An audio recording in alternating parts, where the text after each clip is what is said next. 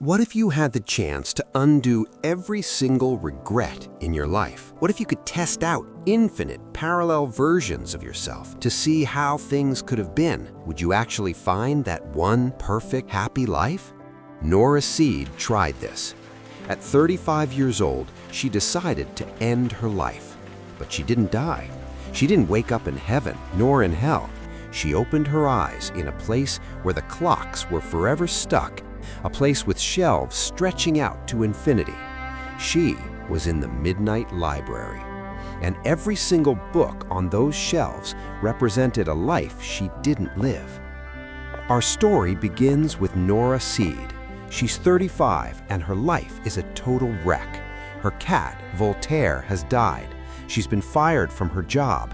Her brother, Joe, won't speak to her, and she's lost touch with her best friend, Izzy. She feels so redundant, so utterly failed, that she thinks there is no place for me in this world. And so, she makes that dark decision.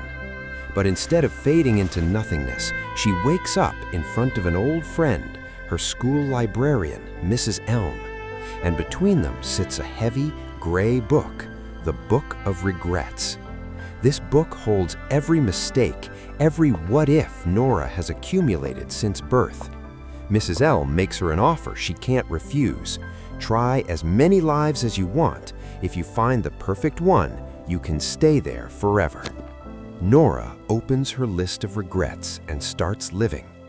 First stop, the life where she didn't break up with her fiancé, Dan.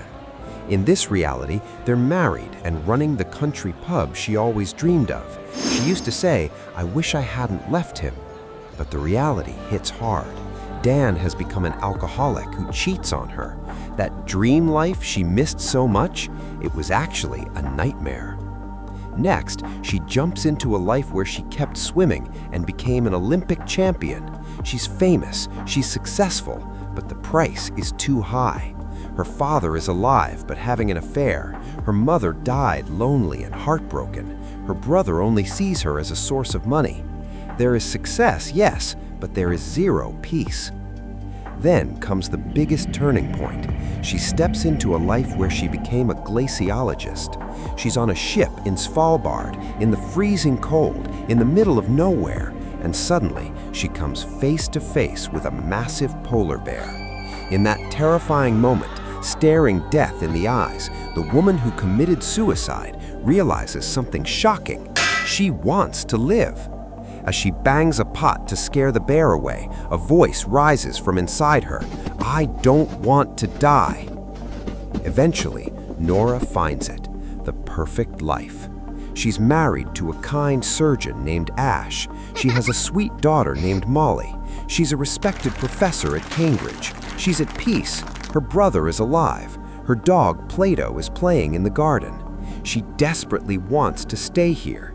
But a feeling of uneasiness grows. She didn't build these memories. She feels like a guest in someone else's happiness. When her daughter looks at her, Nora feels like a fraud. This life is perfect, but it doesn't belong to her. The moment she realizes this, the library begins to shake. The shelves start crashing down. Everything is burning. Mrs. Elm screams at her, "Don't give up! Don't you dare give up, Nora Seed!" Amid the fire, Nora finds the only book that isn't burning, her future. She grabs a pen, opens the blank page, and writes one single word: "I am alive." She wakes up back in her dark room, in her own bed, but this time she doesn't wait for death. She crawls to the door and asks her neighbor for help. Later, in the hospital room, as she reconciles with her brother, she's sure of one thing. There is no such thing as a perfect life. There is only her life, full of mess, full of potential, and full of love. Once she recovers, she finds the real Mrs. Elm in a nursing home playing chess. Nora sits down to play, but now she doesn't care about the regrets of the past. She only cares about her next move. Because as Matt Haig reminds us, life isn't about getting lost in other possibilities. It's about playing the best game you can with the pieces you have. So are you ready to burn your own book of regrets? Let me know in the comments. If you enjoyed this journey, don't forget to like and subscribe.